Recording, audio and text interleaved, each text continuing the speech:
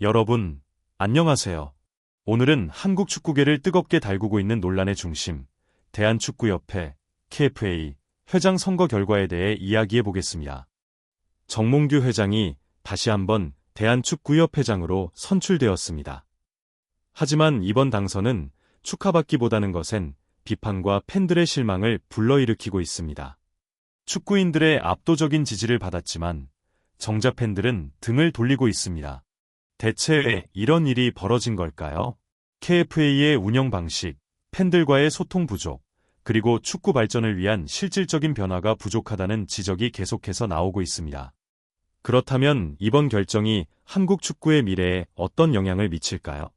앞으로 4년, 한국 축구가 나아갈 방향은 무엇인지 함께 살펴보겠습니다. 여러분, 이번 대한축구협회장 선거에서 정몽규 회장이 압도적인 승리를 거두었습니다. 무려 85.25%의 지지를 받으며 손쉽게 사연임에 성공했죠. 경쟁자들과의 격차는 엄청났고 결과만 보면 이변 없는 당연한 승리처럼 보일 수도 있습니다. 하지만 팬들의 반응을 보면 분위기가 완전히 다릅니다. 실망, 분노, 그리고 좌절. 일부 팬들은 이제 한국 축구를 더 이상 보지 않겠다고까지 말하고 있습니다. 축구 커뮤니티와 SNS에는 KFA에 대한 기대가 사라졌다. 이제 아무것도 달라지지 않을 것이다. 라는 비판이 쏟아지고 있습니다. 도대체 왜 이런 일이 벌어진 걸까요? 그 이유는 바로 대한축구협회의 불투명한 운영 방식 때문입니다. 팬들의 신뢰를 무너뜨린 사건들을 떠올려 봅시다. 가장 큰 논란 중 하나가 바로 승부조작 선수 기습 사면 사건이었습니다. 2023년 팬들은 KFA가 승부조작에 연루된 선수들에게 사면을 결정했다는 소식에 경악했습니다. 거센 반발이 일어나자 협회는 서둘러 사면을 철회했지만 이미 팬들의 신뢰는 크게 흔들린 뒤였습니다. 또한 대표팀 감독 선임 과정에서도 논란이 끊이지 않았습니다. 감독 인선이 공정하게 이루어졌는지 의문을 품는 목소리가 많았고 협회의 소통 부족이 더욱 문제를 키웠습니다. 결국 팬들은 우리 의견은 무시당하고 있다.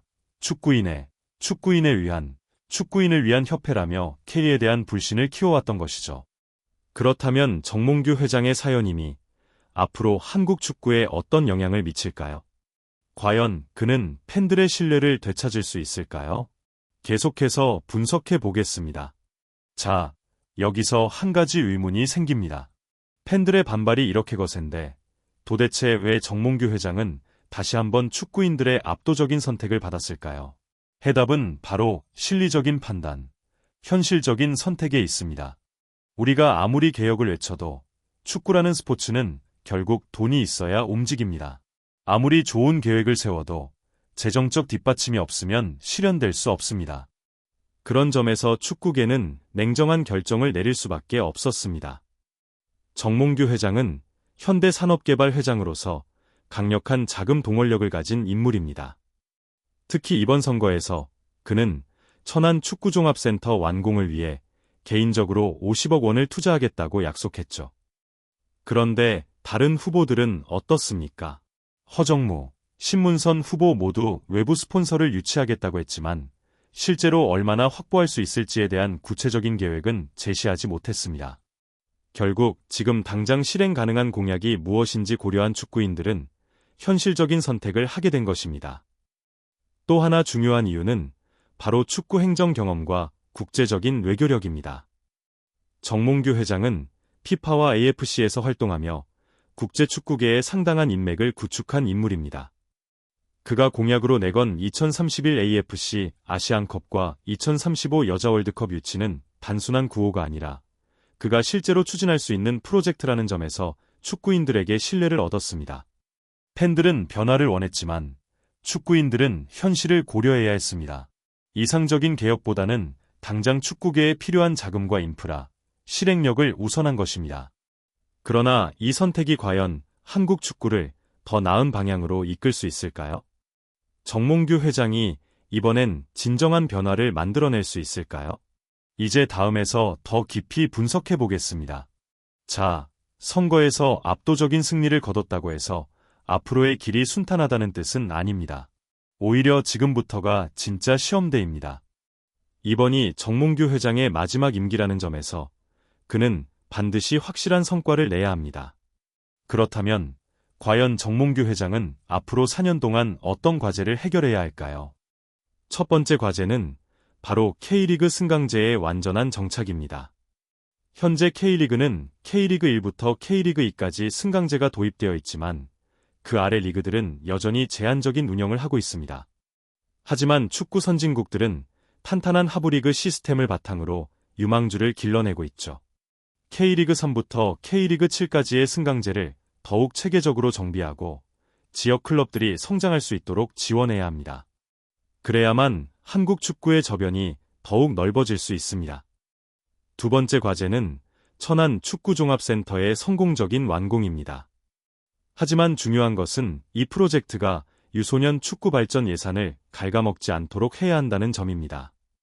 만약 천안센터 건설에 예산이 집중되면서 정작 중요한 유소년 육성 프로그램이 위축된다면 장기적으로 한국 축구의 경쟁력이 떨어질 수밖에 없습니다. 따라서 정 회장은 외부 스폰서를 적극적으로 유치하여 협회의 운영 예산이 선수 육성과 리그 발전에 제대로 투자될 수 있도록 해야 합니다. 마지막으로 한국 축구가 한 단계 더 도약하기 위해 필요한 것은 국제대회 유치입니다. 정몽규 회장은 피파 및 AFC에서 쌓아온 인맥과 외교력을 활용해 2031년 AFC 아시안컵과 2035년 여자 월드컵 유치를 반드시 성공시켜야 합니다. 만약 한국이 이 두 대회를 개최하게 된다면 경기장 인프라 개선, 축구 문화 확산, 유소년 발전 등 다양한 측면에서 긍정적인 효과를 가져올 것입니다. 이제 정몽규 회장은 선택받은 사람이 아니라 결과를 증명해야 하는 사람이 되었습니다. 팬들의 신뢰를 회복하고 한국 축구의 미래를 책임질 수 있을까요? 앞으로의 4년이 그의 축구 인생에서 가장 중요한 시간이 될 것입니다.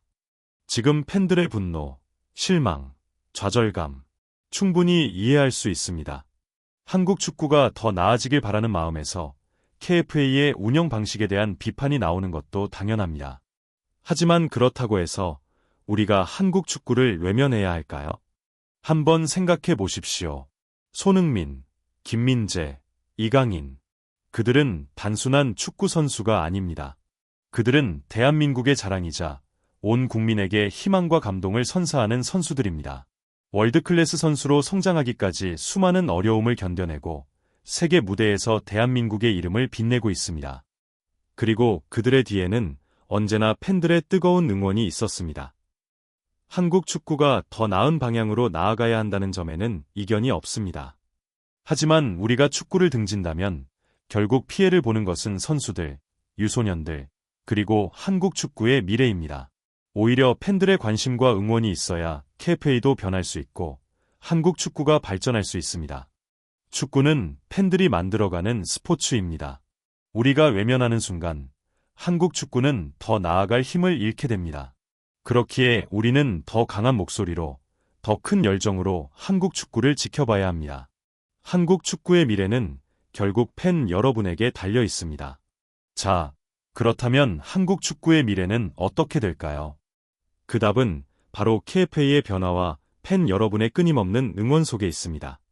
지금까지도 우리는 수많은 어려움을 이겨내며 발전해왔고 앞으로도 그 도전은 계속될 것입니다. 대한민국 축구를 사랑하는 여러분, 대표팀을 향한 여러분의 관심과 응원이 곧 한국 축구의 힘이 됩니다. 함께 지켜봐 주시고 응원해 주세요. 이 영상이 마음에 드셨다면 좋아요와 구독 잊지 마시고 여러분의 의견을 댓글로 남겨주세요. 그럼 다음 영상에서 다시 만나요. 대한민국 축구 끝까지 함께 갑시다.